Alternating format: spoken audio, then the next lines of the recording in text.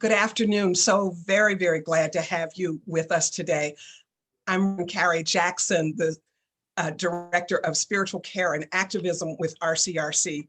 And we have an amazing team of people with us today, and so glad you're here. Even though we cannot see you, please know we will be in conversation with you throughout our time together today.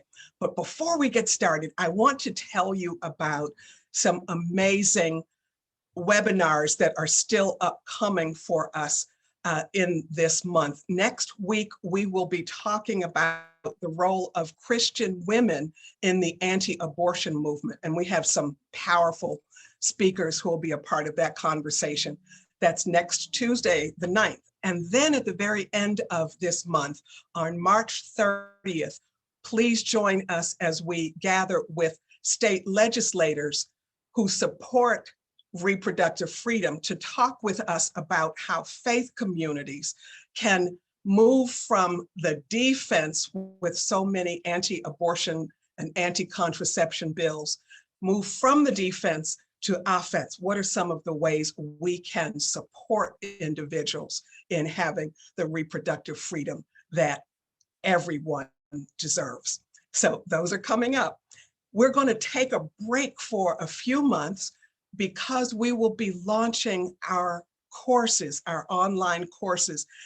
I tell you, they are so amazing. The people that we have who are speakers for those, you will not want to miss them. So please go to rcrc.org and find our learning center and register for the courses that will be coming up very, very soon. So now I'm going to introduce my dear sister and friend, Kate Ott, who is Associate Professor of Christian Social Ethics at Drew University, my alma mater. And she is also a lecturer in practical theology at Yale Divinity School. Kate amazingly blends technology and focus on youth and sexuality in the pursuit of how do we create moral communities, the formation of moral communities. She has 2 books that are out, a 3rd on the way, but the 2 that she has out already, Christian Ethics for a Digital Society and Sex and Faith, Talking with Your Child from Birth. Kate, thank you, and I'm going to hand it over to you. Thanks so much, Kari, and always great to be among alums of Drew Theological School. And I'll be introducing another fellow alum, but this time from Yale Divinity School. So we are joined by 2 esteemed guests today in our webinar. The first is Jamie Manson, who is president of Catholics for Choice. She received her Master's of Divinity degree, as I just noted, from Yale Divinity School, where she studied Catholic theology and sexual ethics.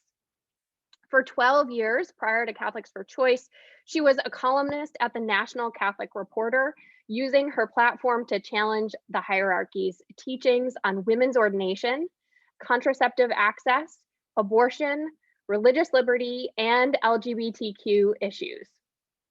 She edited and wrote the introduction to Changing the Questions Explorations in Christian Ethics, which is a collection of writings by Margaret Farley. And in 2015, she received the Teresa Kane Award for Women of Vision and Courage. We'll hear today from Jamie first, and after we hear from Jamie, we'll be hearing from Elaine Tyler May, who is Regents Professor of American Studies and History at the University of Minnesota. She is past president of the Organization of American Historians and past president of the American Studies Association. Her books include Fortress America, How We Embraced Fear and Abandoned Democracy, America and the Pill, A History of Promise, Peril, and Liberation, Barren in the Promised Land, Childless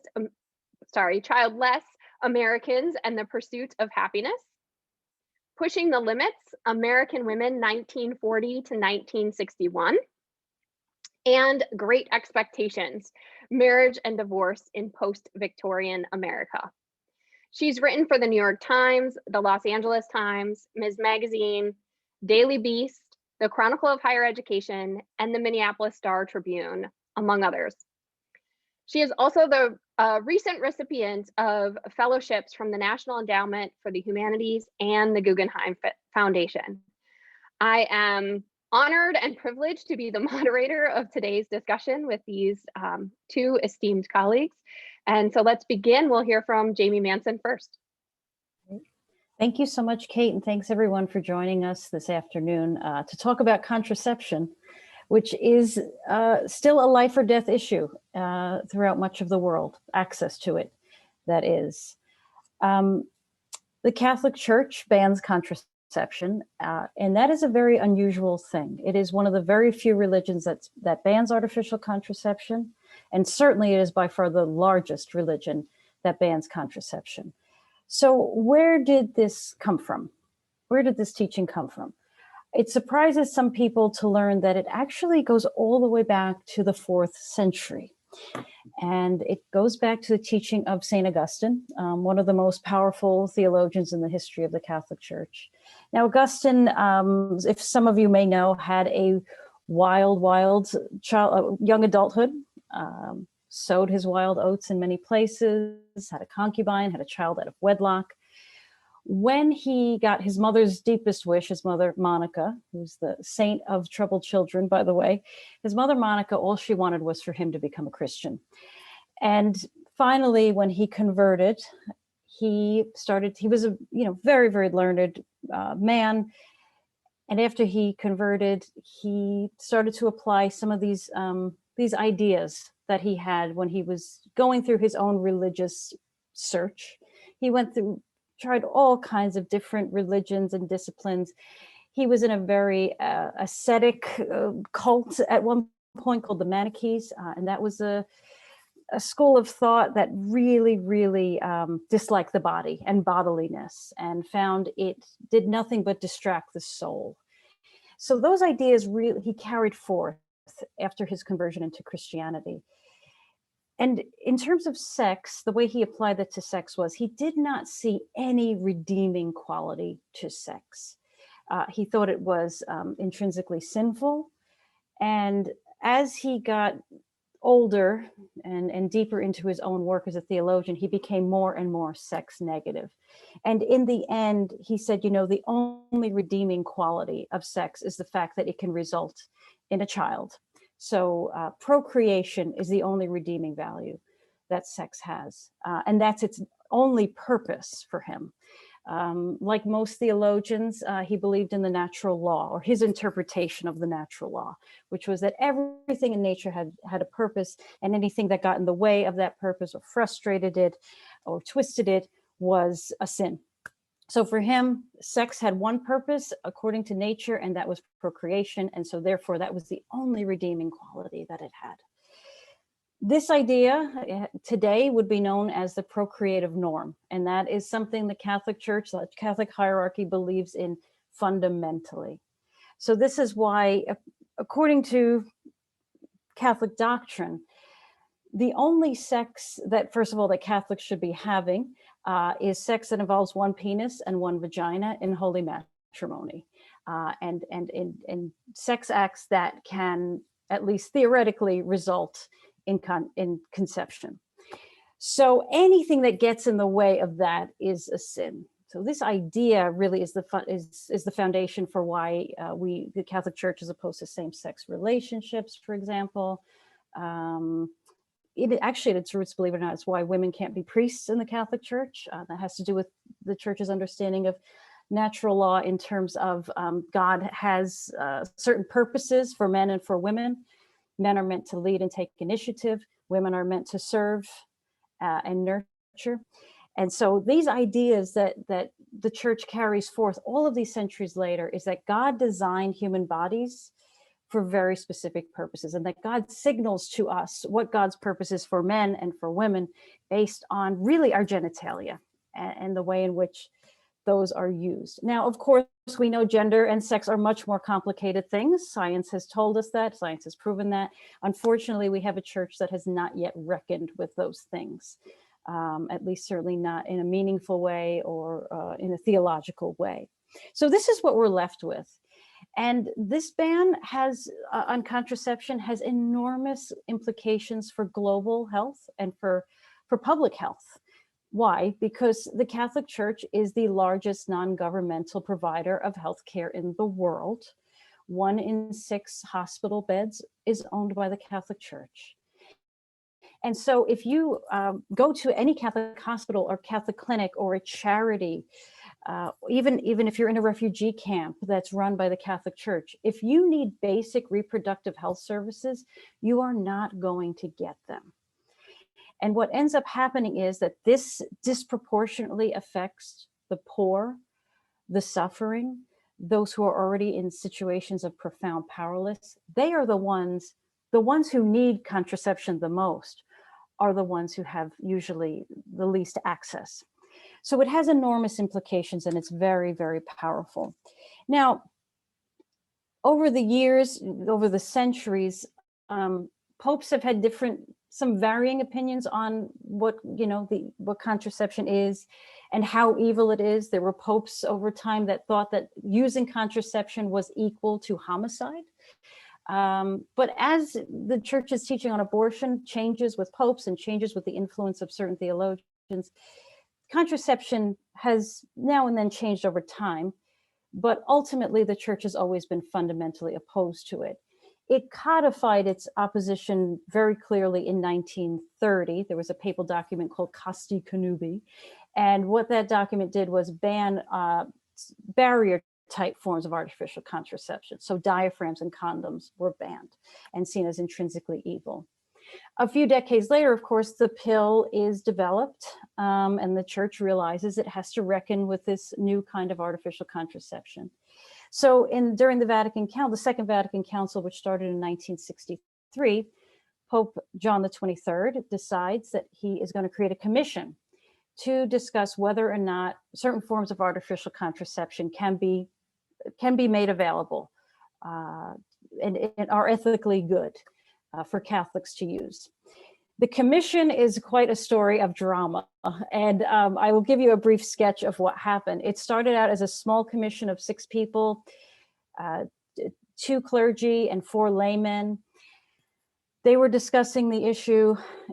John Paul II dies in the middle of the council. Pope Paul VI comes into power. He actually expands the commission, believe it or not, to include, in the end, there were 58 people on the commission.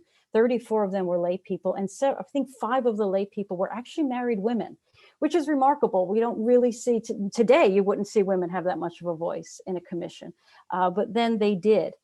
This commission took a very deep look at Catholic teaching, take a look at what the scientific ideas the church had and the theological underpinnings the church had that were outmoded, and said, you know what? We think that particularly the birth control pill, because it uses natural hormone, we think that we can say it can be used within marriage, of course, and that should be okay. Why? Because of ideas, the church had ideas about responsible parenthood, and they had expanded their idea of marital love to not just be just about procreation. They thought that there were unitive aspects to love expressed through sex. They said those have unitive properties as well as procreative. Now, both of them must be in the marriage and in the sex act, of course. You had to have both, but they at least expanded the idea that sex was not just only for procreation, that it could have other goods about it. So the commission comes up with this report. Great. Somehow the Pope changes the commission so that there's 15. It becomes a commission of, I think, 15 bishops. Those bishops, actually the majority, still say, no, contraception should be okay within marriage. There's a minority of bishops who say no. Those bishops create what's called the Minority Report. They give that to Paul VI and Paul VI, because the Pope the commission doesn't get to make the final decision, the Pope does. And the Pope could take the report and use it as he would. So rather than taking the majority consensus, he takes the Minority Report.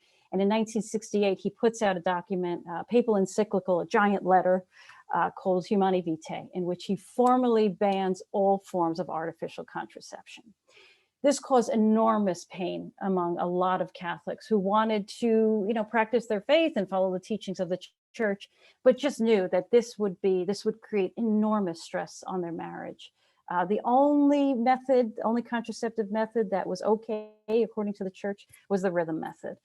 And everyone knew that did not have great success rate. In the end, a lot of priests ended up counseling people who were married to use their own conscience, because one of the better things about the Catholic tradition is we really value reason very highly. And we have this notion of the primacy of conscience, that ultimately one's individual conscience is the final arbiter in moral decision making. So that was what a lot of priests ended up counseling married couples. And in the end, we know today that 98% of Catholics have used some form of artificial contraception in the US. So clearly people rejected it. It did not meet with the sensus fidelium, or the sense of the faithful, that notion, the understanding that lay Catholics have. But the church still opposes contraception. And we've seen this in a really, really dramatic way play out, particularly in the last 10 years in the US, when the Obama administration created the contraceptive mandate as part of the Affordable Care Act. It was the bishops who stepped in and said, hell no, you are infringing on our religious liberty, you're infringing on our conscience, you can't do this. They ended up getting an exemption. Obama made an exemption for religious organizations. But because the Catholic Church is very heavily invested in this, to me, very twisted notion of religious liberty, the Catholic Church has gone to court very, very strongly about this issue, about the contraceptive mandate, and also about other issues of religious liberty. They are usually defended by an organization called the Becket Fund. That's where they get their lawyers. That's their legal foundation. And the Becket Fund has used an organization called the Little Sisters of the Poor, sort of as an avatar in the courts. So the Little Sisters are a conservative order of nuns that mostly serve elderly poor people in the US, and they did not want to offer contraception as part of their healthcare policy in their charities. Becket Fund took this on, and the Little Sisters have been in the court several times fighting this. And they have fought it to the point that last year, we're at the point now where any organization, regardless, corporate, nonprofit, that says it has a conscience, an issue, a moral issue, can get a conscience exemption from having to provide contraception to its employees. So this has had enormous ramifications for public health in this country and also globally. In the Philippines, where you have a staggering poverty rate, the president of the Philippines had tried for 15 years to get a reproductive health bill passed in his country. And it was the bishops who spent 15 years in the courts trying to keep contraception out of the hands of Filipinos. Now, Philippines is I think 93% Catholic. People are very, very pious, but even they, 86% of them say, that's up to me to have contraception. Sadly, what this has meant for Filipino people, for example, is that they cannot choose the timing and the number of births. That means that they will have children they can't feed, children that they can't educate, children they have to send into the slums when they're in their teens because they can't afford to care for them. So, you have this church with this extraordinary social justice teaching. And yet when it comes to reproductive health, it does not realize that its own teachings make the poor poorer, the sick sicker, those who are disempowered even more powerless. And this, again, has global ramifications because the Catholic Church is not just an ordinary religious organization. It has permanent observer status in the UN. It has diplomatic relationships with every country in the world. So it has really undue influence politically. And in terms of UN negotiations, it has been very obstructionist for the last 20 years. And that move towards sustainability goals, it will obstruct those things. It will stop conversations cold with its objections. So that's where I'll leave it for now. I look forward to your questions, and I'll just leave it at this is not an issue. A lot of people think that the issue of the Catholic Church's ban on contraception, well, that ship has sailed and people just use contraception. But the reality is this is a life or death issue for most people in the world, for most people in the global South, and for the poorest of the poor. Thanks so much. Thank you, Jamie, and thanks for the reminder that if folks want to add to the chat for a conversation among themselves, they can, but also if you have a question you'd like to add, please use the Q&A section, and that way we can upvote certain questions that are important to the community of listeners.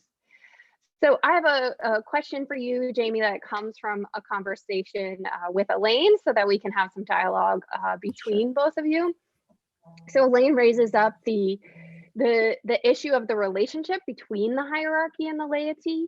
And as you describe, there is a gulf between what's going on in what the hierarchy is doing politically, but also theologically, and how the laity sees their lives for the most part. Now, there is a small percentage of Catholics who do follow the teachings, you know, but the majority do not. And then there's also a majority of folks throughout the world who may not have a choice because of the hierarchy's intervention politically and governmentally. So I wonder, as you think about that gulf, what do we do about it, right? What are one or two just thoughts, and maybe even things that Catholics for Choice does, but how is it that we can respond to the gulf between the laity and hierarchy? And I don't mean to suggest that those are diametrically opposed groups, as you yourself know, because there are folks that perhaps work within the mix of those. And so what would you say to us? What do we do next to cross that gulf? Well, I think one of the important things is I see a lot of times on Twitter, the Catholic Church doesn't matter anymore. You know, it's, you know, nobody cares anymore. And that's just no. So just knowing how powerful the Catholic Church is over Catholics and non-Catholics. Remember that all of these policies affect non-Catholics, believers, non-believers. So I think that's really important to be aware of their power. And be conscious of it. One of the things we do is we try to educate people about contraception. There's a really strong idea, even among some progressive Catholics, that contraception is abortifacient, that it induces abortion. And this is just simply scientifically inaccurate. It's not factual. And so demythologizing that idea that contraception can induce abortion, we really need to address that, because I've even seen progressive Catholics in my own former newspaper make that claim. So that's one of the things we do as well. And just helping, you know, somehow, you know, not letting the church have this extraordinary power that it has globally and over policy. So empowering particularly Catholic lawmakers to speak out, or member states in the UN that have a huge Catholic population to be able to speak out against the Holy See at the UN, I think could go a long way. Thanks so much, Jamie. And it reminds me of a larger issue that I know this webinar is addressing as well, right? Which is just the taboo of sexuality. In order to know those facts and have that information, we have to be working to break down the taboo that talking about issues of sexuality publicly, and doing so, you know, in an educated and informed manner is something that we're all called to do for the flourishing of humanity. So thank you. Sure, thank you. Elaine, I will turn it over to you now. Well, thank you, Kate, and thank you, Jamie. That was just a magnificent overview, and really, you covered so much of the history so beautifully and succinctly. And, you know, I'll just dovetail on some of the things that you've already brought up. Maybe I'll start out with just the comment you made just now, right at the end, which is kind of the relationship between abortion and contraception. Because, you know, if we all think about it, if the church is most interested in preventing abortion, then the logical thing would be to approve of contraception, which is the best way to minimize the need for, or the, practice of abortion. And yet those things have been kind of lumped together, both politically and theologically. And, that leaves us in the situation that you described for Catholics practicing today. I'd like to I won't go back as far as you did in the 4th century or wherever you started, but I'll take a quick little gallop through kind of reproductive politics in the 20th century, because birth control began as a very radical movement led by Margaret Sanger initially, who coined the term birth control, which was a radical terminology at the time. In the early 20th century, she teamed up with other women's rights activists and radicals like Emma Goldman, who was a Jewish anarchist, and Catherine McCormick, who was the widow of the son of the developer of the McCormick Reaper. And she was very, very wealthy and put her money, starting in the early 20th century, into women's rights issues and also into the birth control movement. They collaborated all the way through, and especially again when the pill was approved by the FDA. But long before then, this interesting relationship between the church and issues of reproductive politics, it didn't always turn out in predictable ways. For example, the church had a long history of being opposed to eugenics, sterilization, and supportive of the integrity of human life. And in the early 20th century, when eugenics, especially, well, there was both positive eugenics, which was sort of the better babies part of the eugenics movement, and the more benign end of that was, maternal health and education for new mothers and trying to achieve healthy reproductive practices and healthy babies.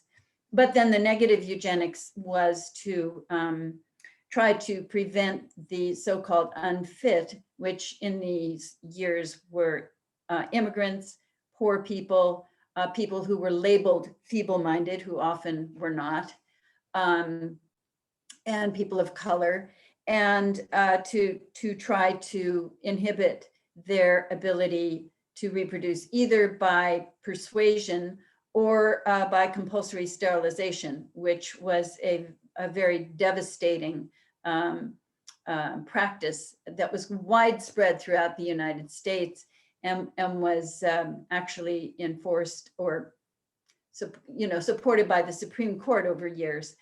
And so you have a situation where reproductive choice is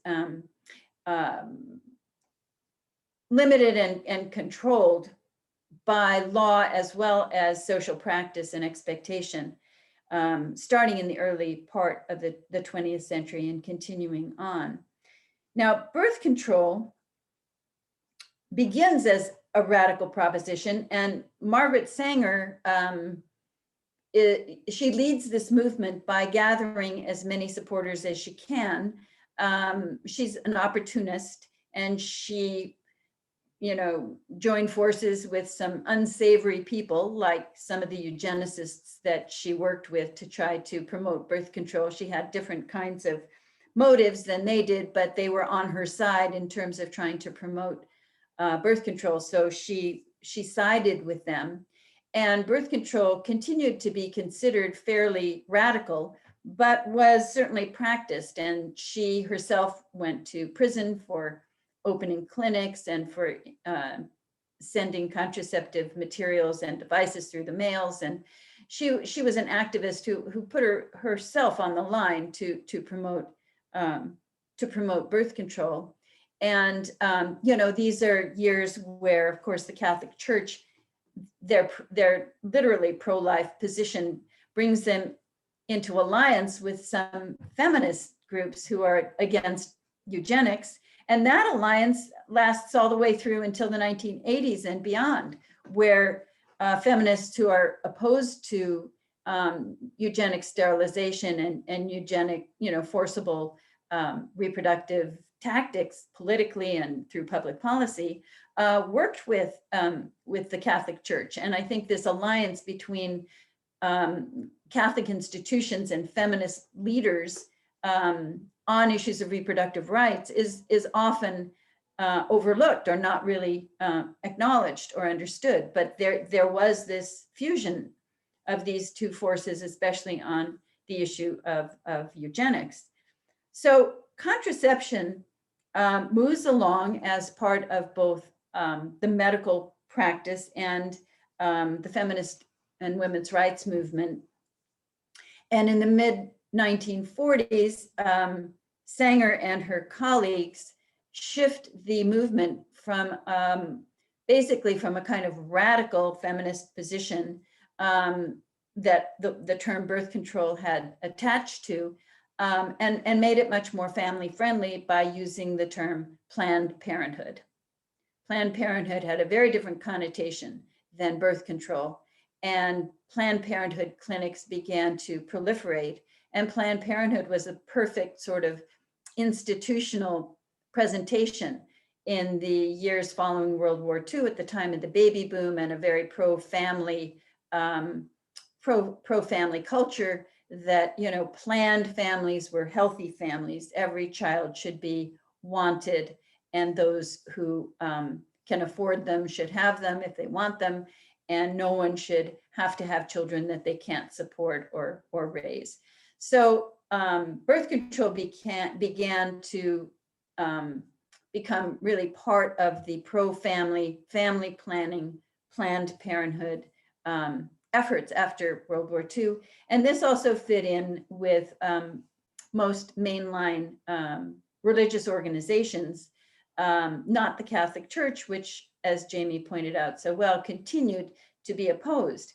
But it's so interesting that there were these moments where the Catholic Church came very close, as Jamie pointed out, in the 1960s, when the Pope John was probably leaning in that direction with the support of many of the cardinals and other church leaders, and then he died, and and things went sort of in the other direction with Pope Paul, and we know what happened after that. But we still have at this point birth control really kind of woven into the family planning movement. Other religious organizations, especially the more Orthodox wings, certainly Orthodox Jews and other more strongly practicing religious groups of the mainstream generally was supportive and adopted a very positive attitude towards birth control, but then the more Orthodox wings tended not to, and that was also true of the Catholic Church. Now, what's interesting is that some of the resistance to that position came not just from the top, but also from the bottom, from parish priests who, as Jamie pointed out, after it became very close to shifting the policy, did tell their parishioners, follow your conscience, and that was a big change. And then there were Catholic leaders, probably the most notable was John Rock, who was one of the developers of the oral contraceptive. He was a physician, he was a practicing devout Catholic, and he wrote a book called The Catholic Case for Birth Control, where he claimed that medically, and Jamie also touched on this, that medically the birth control pill, even the pill, and other forms of contraception did not necessarily interfere with the body's ability to reproduce. And so, the physiology of it became an issue as well. And the more kind of liberal outlooks within the Catholic Church and other religious institutions and their leaders adopted that position. And John Rock, being a, the most well-known Catholic medical professional promoting birth control, and the fact that he was one of the developers of the pill obviously made his claims a lot more salient than others who were more distant from the practice itself, and especially the physiology and medical aspects of it. So we know that the birth control pill was approved by the FDA in 1960. And within about 2 to 3 years, Catholic women were using the pill to the same extent, the same proportion of Catholic women as non-Catholic women were using the pill. And Jamie also talked about how that is true today as well, that very quickly, within a few years, those numbers evened out. And the fact that, most mainline churches really did call upon their parishioners, the priests called upon their parishioners to follow their conscience wherever that took them. And for a lot of Catholics, just, they behaved the same way that non-Catholics did. And there have been some claims that the position, that kind of loosening, or maybe look at it the other way, the fact that the church never changed its official policy meant that a lot of Catholics who remained practicing Catholics but used birth control, that it kind of loosened their close institutional ties to the church. They considered themselves practicing Catholics, continued with their faith, but they used birth control, and it was a way of saying, yes, I accept the teachings of the church, except here. And that kind of opens a wedge to, I accept the teachings of the church, except where I don't. So on one level, it made it possible for women and men who used birth control to stay within the church and just use their own conscience. So it in some ways, it kind of solidified the connection between the church and the laity. But in other ways, it loosened it. So I think it had both sides. And the other point, and I'll just kind of end with this because it's so complicated. There were so many states that did not allow birth control at all. Well, even into the 60s, and there were several court cases that even including the Supreme Court where it came up, and over time, increasingly more and more states were allowing birth control to be prescribed, and also that public policies changed not just at the state level but at the national level, and also in terms of international foreign policy. And it became kind of a political football. For a while, starting in the late 20th century, every time there was a new president that came in, depending on whether they were Democrats or Republicans, they would reaffirm what was called the Mexico City Statement. And the Mexico City Statement was, I think it first was articulated in the Reagan era, if I remember right. It was in practice on and off, but it became articulated as the Mexico City Statement under Reagan, which really said, American foreign policy dollars will not flow to places that provide either contraception or abortion, particularly abortion. And when Democratic presidents took over, within the first day, usually, they reversed that. So it became this kind of political football between Republicans and Democrats who was going to endorse the Mexico City policy. So we see that birth control and abortion as well became very tightly embedded into American, not just domestic policy, but foreign policy as well, and continues to be. So I should probably stop there and we can open things up. Great, thank you so much, Elaine. And so I have a question to start us out from Jamie, and then we've got a number of questions coming through from attendees as well. I think your last point is so helpful to remember, and we do have folks who are attending from across the world, or people who at least have lived outside of Canada and North America. And just the reminder that contraception, religion, and what happens is not just US centric, as Jamie also reminded us, but is also wrapped up in histories of race, of immigration. And so I'm glad that you raised that for us. And I wonder if you could just speak a bit more to the question of how you perhaps see conservative Catholics today who still use arguments about eugenics, usually oftentimes in opposition to abortion and contraception. We've seen just in the recent past, there have been, billboard campaigns, for example, in Atlanta, Georgia, soliciting Black women, saying that, you should be against abortion, you should be against contraception because, the liberal Democrats are trying to kill Black babies, in fact, with some of the language that they use directly. When we know that maternal mortality for African American women in the United States is the worst maternal mortality rates we have, and sometimes worse than across the globe for folks. So how do you make sense of, or would you respond to folks who continue to use that eugenics argument in what I would argue continues to divide us across racism and racist lines, especially anti-Black racism? Well, that's a huge and really important topic. And as you pointed out, Kate, incredibly salient today.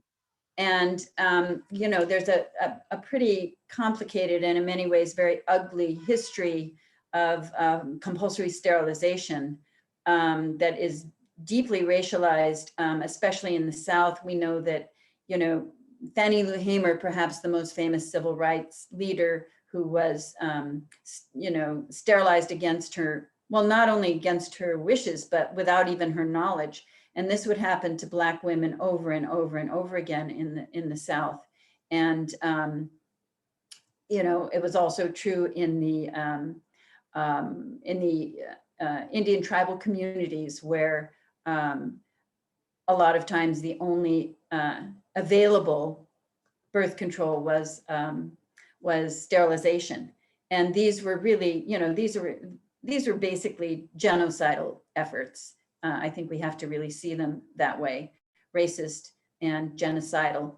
And yet at the same time, there's also a history of these communities wanting birth control clinics in their towns. Now, Margaret Sanger has become a flashpoint in a lot of this. And I live in a state where the minute you get outside of the Twin Cities in Minneapolis and St. Paul, you start seeing the kinds of signs that Kate was mentioning, very so-called pro-life, and most of these are anti-abortion messages. And often they feature people of color by way of just making that point, they, meaning the pro-choice people, are trying to prevent you from having babies. And Margaret Sanger was a racist and interested in curtailing the births of babies of color, which, there's a lot to criticize in Sanger. We could spend the whole day about her, but she was not a racist. She was, as I mentioned, she was an opportunist, but she also worked with Black leaders, especially Black women in communities where they would come to her and ask her to help them establish birth control clinics in their communities. Sometimes against the wishes of the men in those communities, who were eager to have more Black babies, but their wives were not necessarily eager to turn into baby machines for the purposes of giving birth to more Black babies. So, she's a complicated figure in this. And race is at the center, obviously, of reproductive policies and practices, and has been for decades.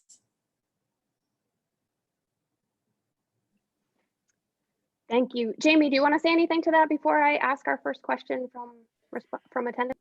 Yeah, the reason I ask that is I see some more liberal Catholic magazines making that eugenics argument and saying, oh, why are the Planned Parenthoods always in Black neighborhoods or in poor neighborhoods?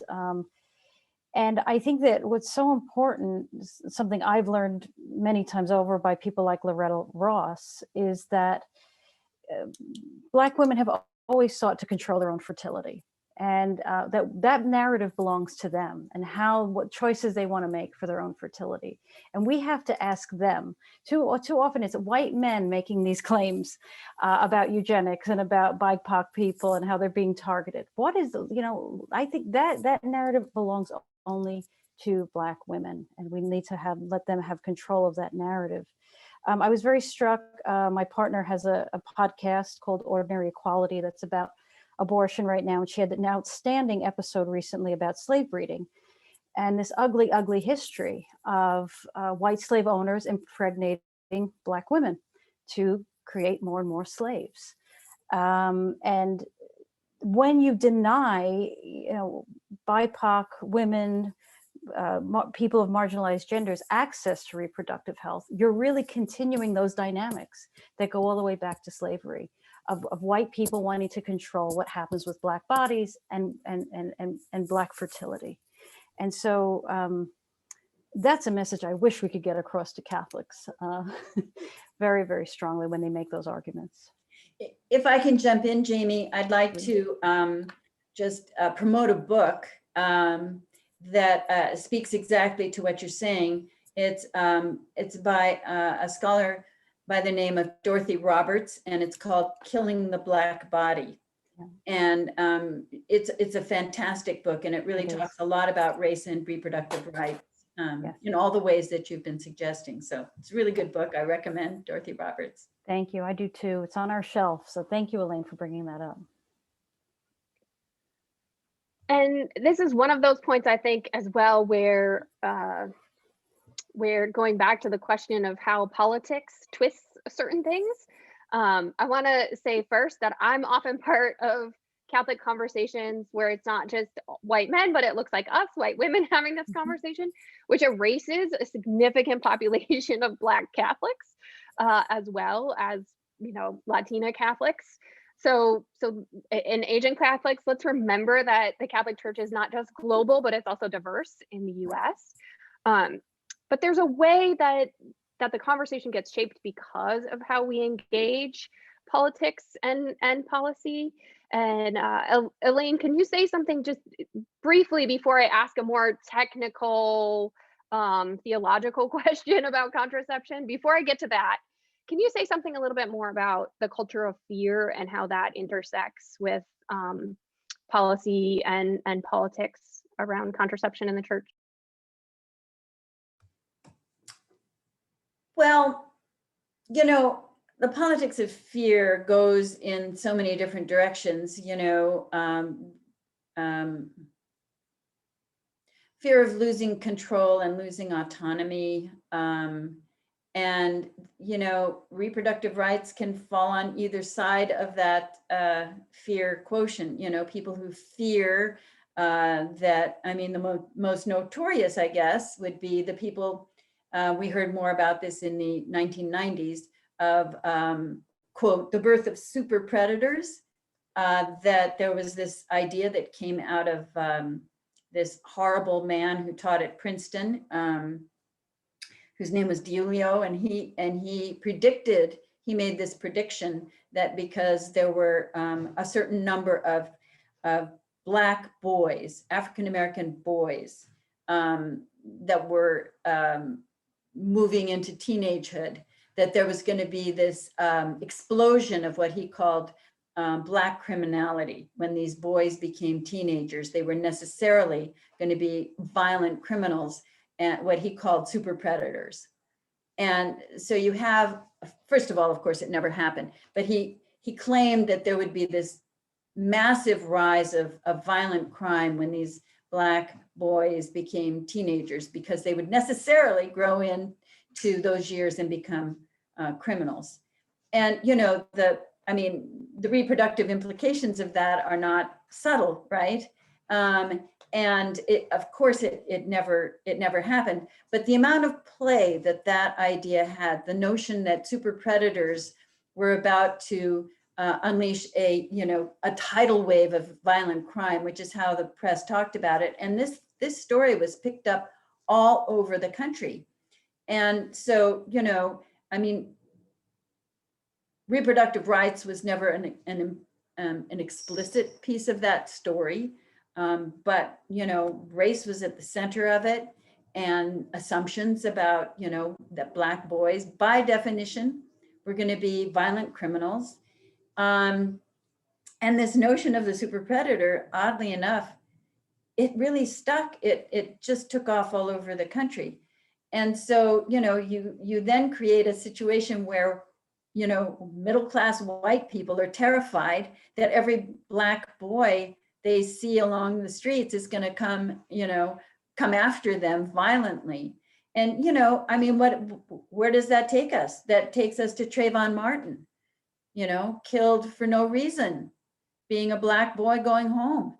It takes us obviously to George Floyd. I mean, it takes us to the horrific assumptions about, you know, Black men as predators and as enemies to, you know, sort of law-abiding citizens.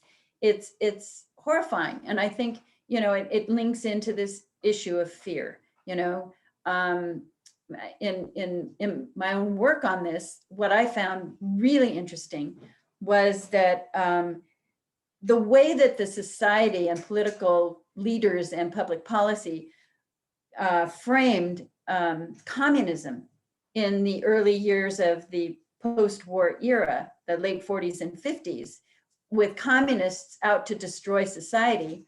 By the time you get to the 1960s, you don't hear so much about the red menace. You hear about the Black menace, that it's now going to be Black people who are, you know, burning up cities and threatening, you know, law-abiding middle-class white people.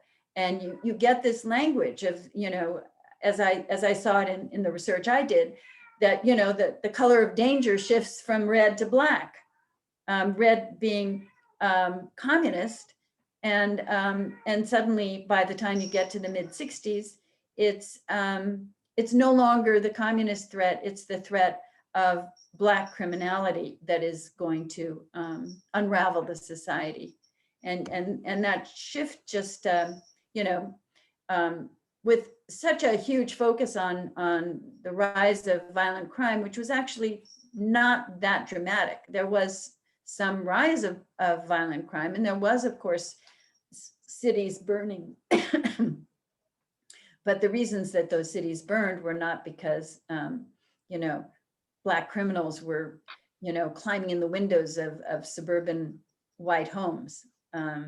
So, you know, the way that these issues got kind of personalized and internalized as fear of the other, that really stuck. Yeah, thanks, Elaine. And I mean, that's continuing even with some of this rhetoric that ties us back to the conversation about eugenics, right? The lack of white middle-class people having enough babies that are white, and, you know, if our economics hold, have a chance at middle-classness, right? So we continue to hear this. And I think what I hear in your response is also that fear is often used as a political tool to sort of elide the systemic issues of power, the folks who have the power and want to keep it. And so let me tie that a little bit, if I may, we'll see if it works, to this theological question about contraception. So, and maybe Jamie, you'll start out and take this one. The question is this, right? Part of the Catholic Church's argument about or against contraception is that it's not natural, that it's artificial.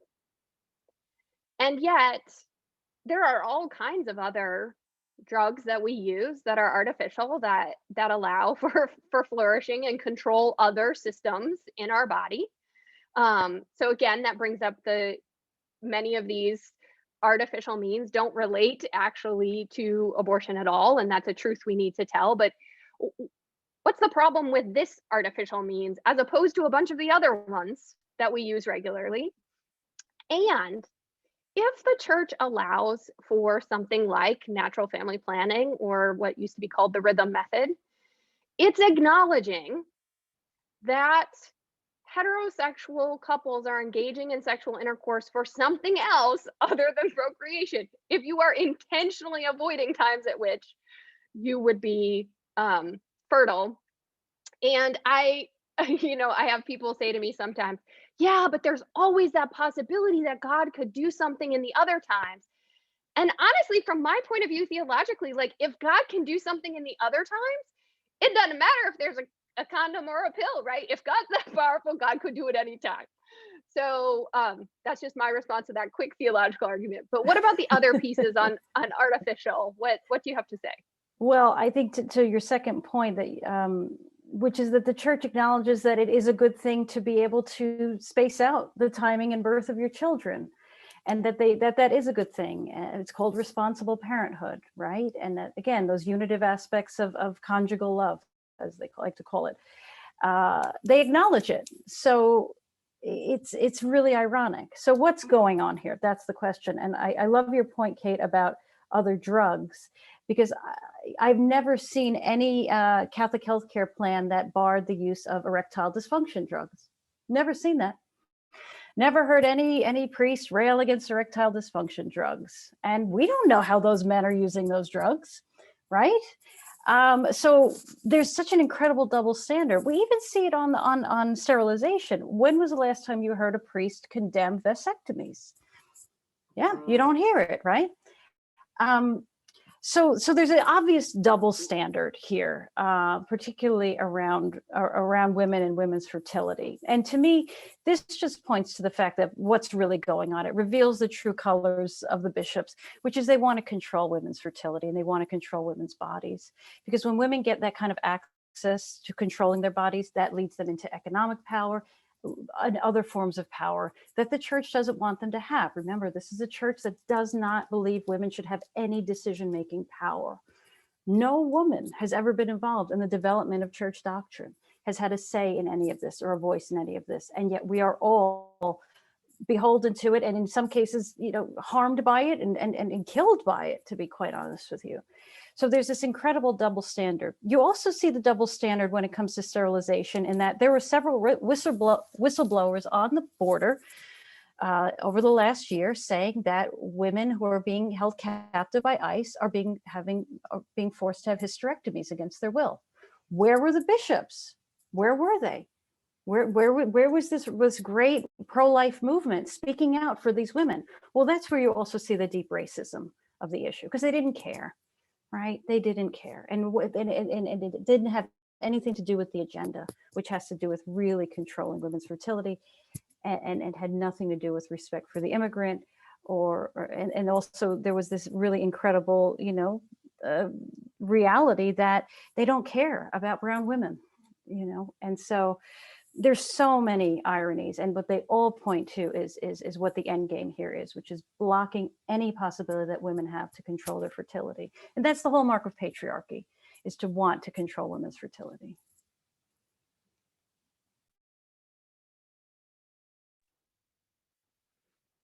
Elaine, did you want to respond to that at all, or should I move us to another question? I just think we should hear more from people who are bringing in questions for us. So yeah, there's a lot to say, but I don't want it just to be about us. Great. So I'm going to combine a question and concern. So let me give them separately, but then say perhaps how they might overlap, or if you see an overlap.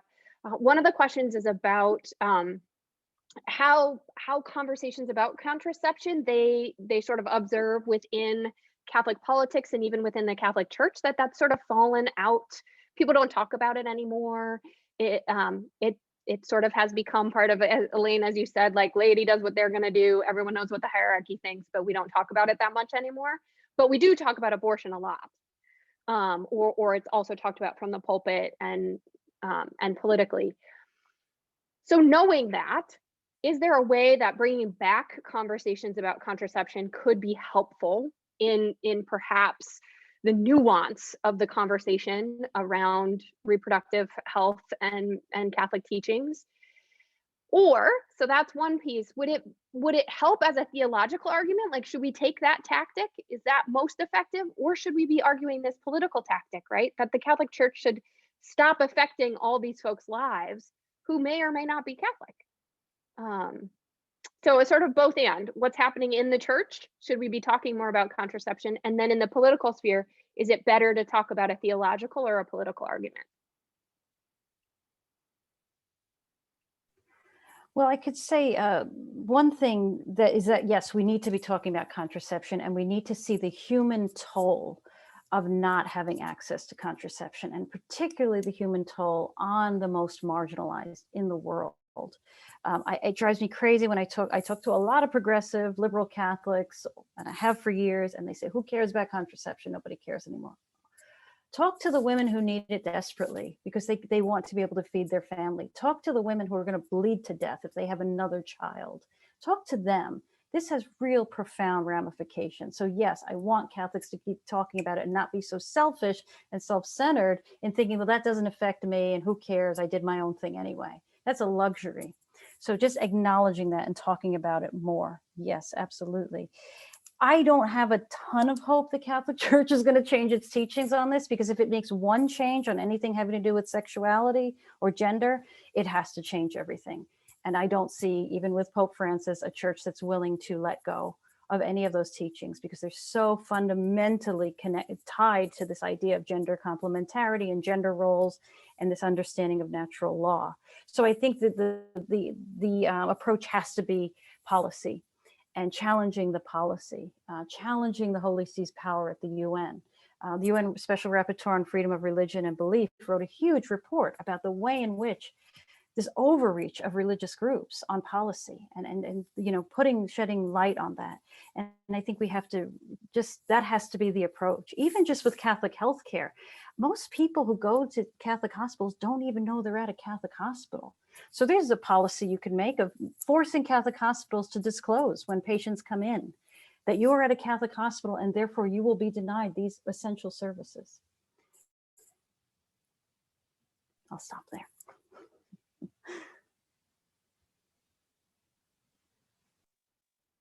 All right, I'll add another question to the mix. So there's a question, I think this overlaps with perhaps some alliances throughout Catholic politics. How much do you think that the disgust with sex and sexuality and women's bodies in particular by the Catholic Church or the Catholic hierarchy continues to be sort of a seed at the foundation of this issue? And then another attendant asks if you could comment on how evangelicals are increasingly interested in also promoting a sort of pronatalist anti-contraception idea that looks very much like the Catholic foundations. And Elaine, I don't know if any of this has come up in your research, right? I mean, clearly kind of the making of the American family is woven in with a number of kind of evangelical movements as well. So how do you see that overlapping and perhaps some of the gendered theology playing a role in that across evangelical as well as Catholic communities?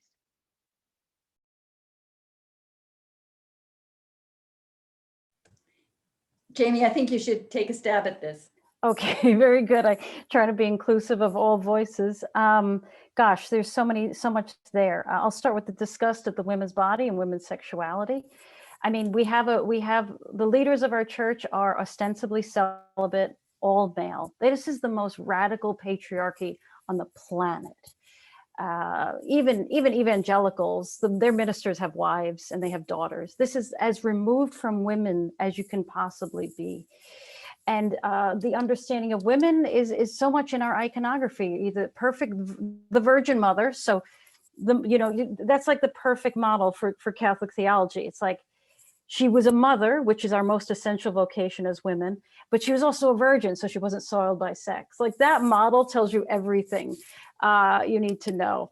You see, Pope Francis constantly talks about women, putting women on a pedestal, and women are, they're better than men. They belong on a pedestal. Well, women are not, being on a pedestal doesn't make women equal. And that's what the church is really afraid of, is that kind of fundamental equality. The church has never said men and women are equal.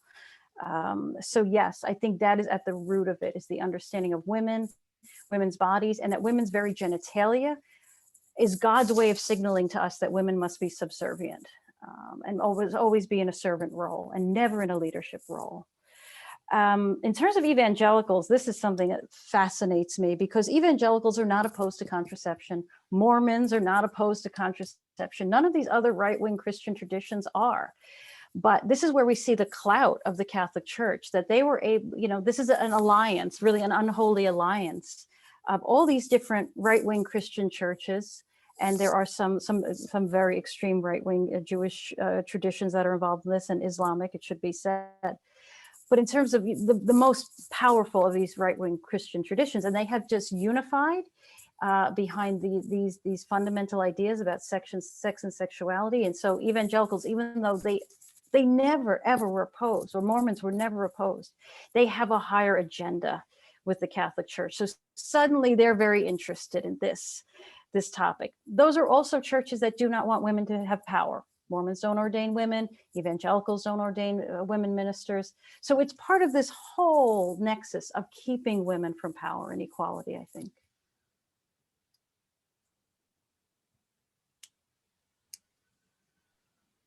Elaine? I was going to actually ask Jamie or whoever might want to address this about the church's teachings and policies around divorce, and how that relates to or doesn't relate to issues of reproductive rights. Kate, do you want to give that a go? I apologize. I was perusing and trying to summarize other questions while that was asked, Elaine. So Jamie, go ahead. And I'll sure. So it's about divorce and the church's policies on divorce. And of course, it's very, very painful. My own mother was denied communion at my first Holy Communion, because she was divorced from my father and had remarried out of the church because she could not afford an annulment, to be honest with you, which were thousands of dollars back in the early 80s in that particular diocese. So this is a whole racket, this annulment racket. But yes, it has a lot of shame in it, because, marriage is supposed to be sacramental and you're supposed to stay with your husband. My mother was taught by the nuns, you don't divorce your husband. Even if he beats you, you don't divorce him. I mean, really, really intense teachings, that young women in particular were inculcated with. And ultimately, yes, it has to do with the same taboo morality around sexuality. And it's very, very damaging. Yeah, we're seeing not just among Catholics, but among, maybe a cross section of some young people, a new kind of commitment to abstinence, right? And we haven't talked about so-called natural contraception, but I think the movement towards abstinence is quite interesting, because certainly when I was growing up, in the 1960s, the big fear was getting pregnant, and that was the one thing that always kind of put the brakes on for most of particularly the young women who were, my peers. And access to birth control obviously eased some of that, but it was uneven. Access was uneven. And now we're at a point where access is not universally available, but much more available. And yet at the same time, we have a new commitment by, some young people to abstinence, which is not grounded in fear of pregnancy. And I just find it, quite interesting. Some of you may just have some comments on that. Yeah, so unfortunately, we don't have time for more comments on it. I will say there's a fabulous article by Kate Julian in The Atlantic a couple years ago called "The Sex Recession," and interestingly, a lot of the data is showing that the commitment to abstinence is often contextual and circumstantial, in the sense that there's a lot more acceptance of sort of sex for one, right? Masturbation no longer carries, Catholic Church still against it, but it doesn't carry the same sort of social um, stigma that it used to. There's also the question of folks putting off long-term partnering because of issues of education, living longer, and let's just name it, economics and climate change have significantly changed the way people's lives can be organized. So I think it's an interesting sort of reminder to us that these are always intersectional questions as we think about sexuality and reproductive health. There were two questions we didn't get to, and I will wrap us up about the question of how to engage religiously conservative folks around contraception beginning at that life beginning at contraception, and also that emergency contraceptions are abortifacients. And I will just say that there are good resources, both on RCRC as well as Catholics for Choice, that give you some of the theological as well as health-based arguments behind those that you can look into. Thank you so very, very much. And we have those questions. We'll be responding to them when we make available the video from this webinar. It is recorded, so you can watch it again and let other people know that this webinar is available for them.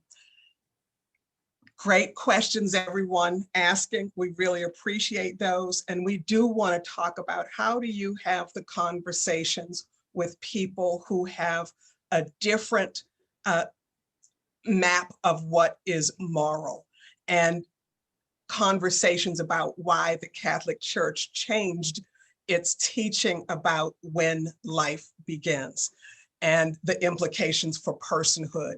And so I mentioned earlier that we are going to be launching our classes very, very soon. And Mary Hunt, who is the co-founder, co-director of WATER, and I always forget what the full name of the organization is, but Jamie or Kate, do either of you know? Women's Alliance for Theology, Ethics, and Ritual. Yes. So Mary has done a wonderful class specifically on that topic. And it will be really important to take that. And we have coming in the courses several people talking about the issue of personhood. I think it's going to be a really important conversation. We've got to get away from legal definitions, but understand what the medical, what the theological, etc. Those are different definitions that have been conflated for very intentional reasons, and we need to understand that. Thank you so much for being with us today. Elaine Tyler May, Jamie Manson, and Kate Ott, thank you for the conversation that you have facilitated. We're going to keep these conversations going, because we know in lots of places we do not get to talk about these things, and then we're not tooled how to have those conversations when we really need to. So I hope you've gotten some things. Check out the video. It will be available by this Friday, and we look forward to seeing you on the flip side. Again, if you're available next Tuesday, we'll be talking about the role of Christian women in the anti-abortion movement. And then 3 weeks from today, talking with state legislators about how people of faith can play an important reproductive freedom advocacy role. Thank you, everyone who's been here with us today. God bless you, and let's keep the work.